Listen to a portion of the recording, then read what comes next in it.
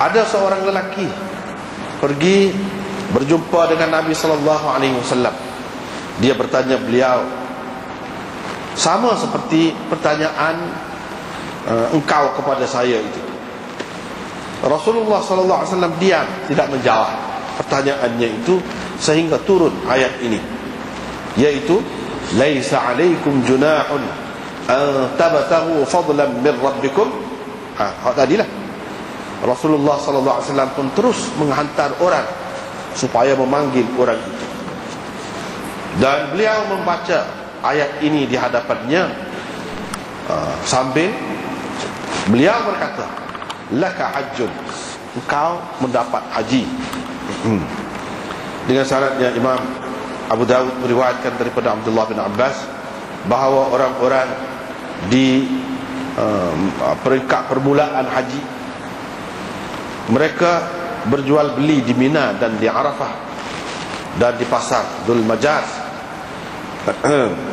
dan pada musim haji. Lepas tu mereka risau, takut nak berjual beli dalam keadaan mereka berihram. Maka Allah Subhanahu wa taala menurunkan ayat tadi, laisa alaikum junahun tadi, supaya tadi juga fi mawa, cuma dia ada baca selepas daripada itu fi mawasimil hajj, pada musim-musim haji. Qala fa haddatsani, kata Ibnu Abi Dhi'b, Ubaid bin Umair menceritakan kepada saya bahawa Ibnu Abbas membacanya dalam mushaf. Jadi ketika dia membaca mushaf, dengan sanadnya Imam Abu Dawud meriwayatkan daripada Ibni Abi Dhi'b daripada Ubaid bin Umair, kata Ahmad bin Salih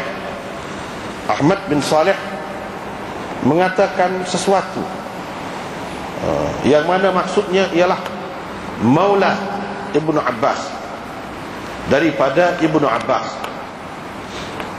bahawa orang-orang dahulu ketika mengerjakan haji mereka berjual beli. Lalu dia menyebutkan makna hadis yang sama dengan hadis tadi, hingga kepada katanya di musim-musim haji, sekat tu saja. Adapun tambahan itu tak ada. Tak apalah, kita tengok.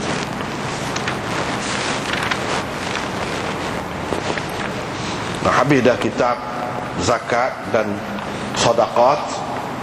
Sekarang ni masuk pula kitab manasik ataupun haji. Tapi kalau kata haji itu dia khusus dengan haji saja, sedangkan manasik ini tidak khusus dengan haji. Umrah pun termasuk juga.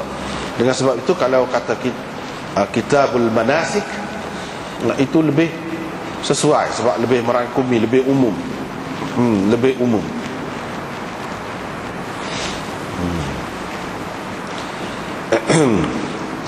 Cara Imam Abu Dawud buat ni kan, dari segi tertib susunan kitab dia ni, lepas daripada kitab zakat, manasik, tidak kitab puasa dulu. Puasa tu dia kemudian kan. Cara dia ni seperti dengan cara Imam Bukhari juga, dia sebut haji dulu, lepas tu baru sebut puasa. Ini berdasarkan setengah-setengah hadis, dari segi tertib dia tu disebut haji dulu, lepas tu baru puasa. Itu sajalah. Dari segi susunan dia tu.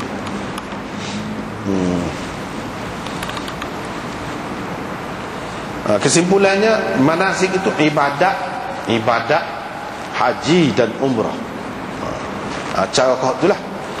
Seperti biasa kan, kitab-kitab ni orang panggil kitab ni bab besar lah, bab besar. Di bawah kitab tu dia ada bab-bab. Dia sebut bab ni, bab ni, bab ni. Gitu cara kitab ni. Kita duduk ingat kau, kita faham mengikut bahasa kita, kitab ni sebutir kitab tu. Itu pun ialah juga.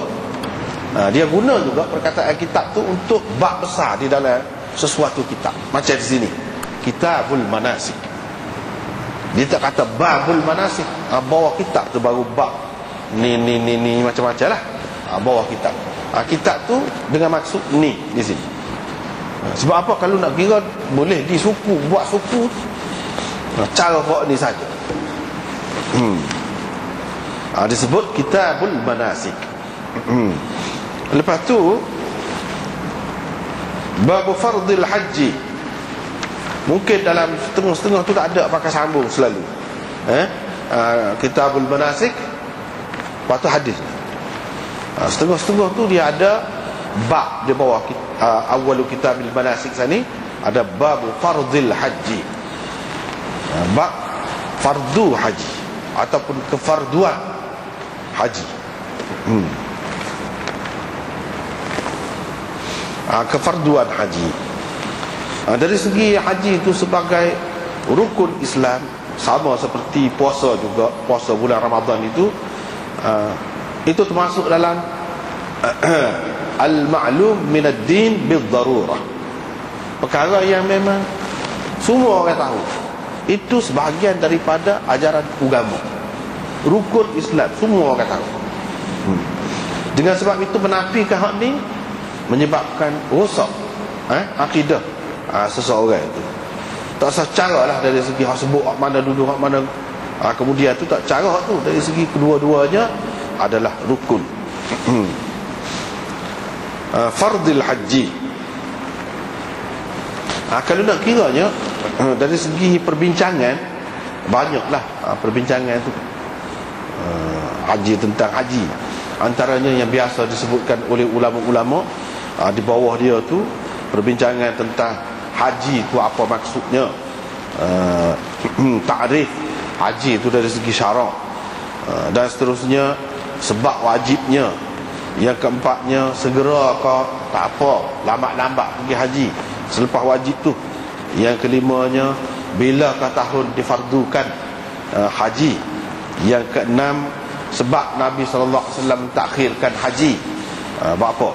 Yang ketujuh, adakah kewajiban haji ni khusus dengan kita umat Muhammad ni, ataupun ia termasuk dalam syariat yang lalu buat dah buat kerja haji ni. Yang ke-8, tentang hukum haji ni. Yang ke-9, tentang kelebihan Baitullah. Yang ke-10, dari segi buat haji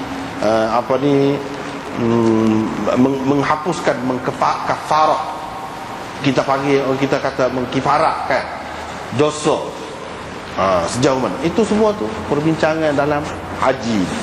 Perbincangan dalam haji ni, benda-benda ni adalah terkandung di dalam kitab Al-Manasik. Dari segi perbahasannya, tak apalah.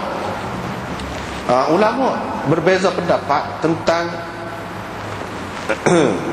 bila haji ini difardukan. Ada yang mengatakan diwajibkan sebelum hijrah, ada kata selepas pada tu. Ada sebelah pendapat berhubung dengan perkara ni. Ada sebelah pendapat. Ibnul Athir mengatakan hak ni dalam kitab Badlul Majhud ni ada ni, kita baca hak dalam tu lah. Ibnul Athir berkata Nabi SAW buat haji tiap-tiap tahun sebelum dia berhijrah. Ibnul Jauzi berkata beberapa kali Nabi SAW buat haji yang tidak diketahui bilangannya. Hakim dengan sanad dia mengemukakan riwayat daripada Ats-Tsauri bahawa Nabi SAW buat haji sebelum berhijrah beberapa kali. Adapun yang diriwayatkan oleh Tirmizi daripada Jabir bahawa Nabi SAW buat haji sebelum berhijrah 2 kali. Dalam riwayat Ibnu Majah dan Hakim 3 kali. Itu berdasarkan apa yang diketahuinya. Tidak bermakna lebih daripada orang lain kata lebih daripada 2 kali ataupun 3 kali, itu tidak menafikan waktu dia sekadar dia tahu. Selepas Nabi SAW berhijrah, dia hanya buat kerja haji sekali sahaja, iaitu pada tahun yang ke-10 yang dikenali dengan Haji Wada'. Pada tahun yang ke-8, iaitu tahun Mekah tu dikuasai oleh orang-orang Islam.